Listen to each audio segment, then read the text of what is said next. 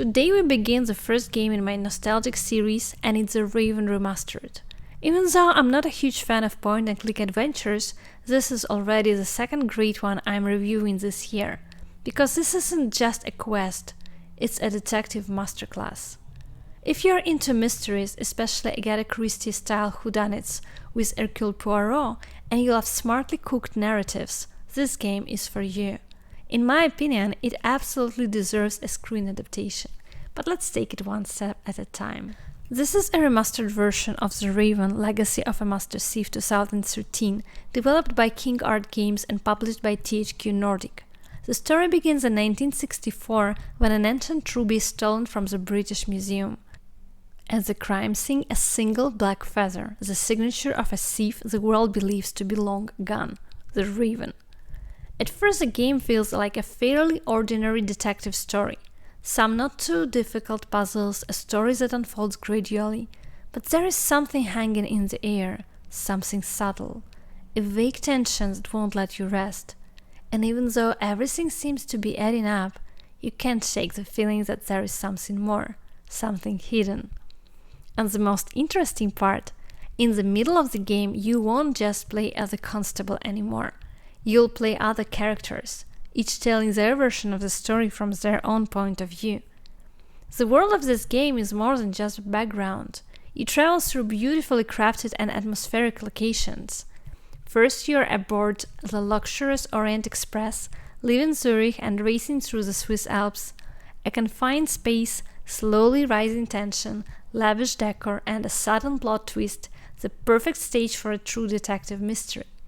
Then you move on to a grand cruise ship filled with parties and crime.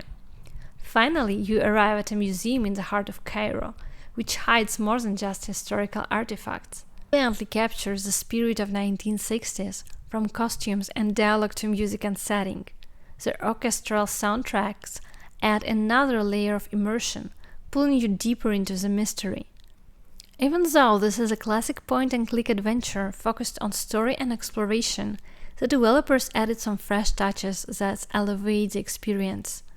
First, our unusual protagonist Anton Zellner, an older Swiss ambitious police officer with a dream. He brings a whole new perspective to the genre. Second, the investigation itself. You collect items, ask questions, and try to place the mystery together, step by step, or at least understand what's really going on. Third, the narrative twists. The game knows how to surprise you, how to make you question everything.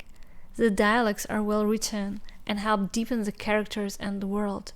In fact, if you pay very close attention, you can figure out what's really going on, but you need to watch every little detail. The puzzles are mostly logical and atmospheric, but don't count on hand-holding. I had to look up one of the solutions on YouTube myself. What are the flaws? There are a few technical hiccups, some minor bugs, but the game's strengths more than make up for them. What makes this game special? It's a truly unique game because of its unconventional protagonist, its well-paced story development, and some genuinely brilliant, clever twists. It's definitely worth your time and money. And yes, in my opinion, this game should absolutely be adapted into a movie. And what about you? Have you played it already? Share your impressions in the comments. I review indie story gems, games with narrative depth, clever puzzles, and real heart. If that's your thing, hit subscribe. And next week will be my review of American Arcadia. So stay tuned and see you!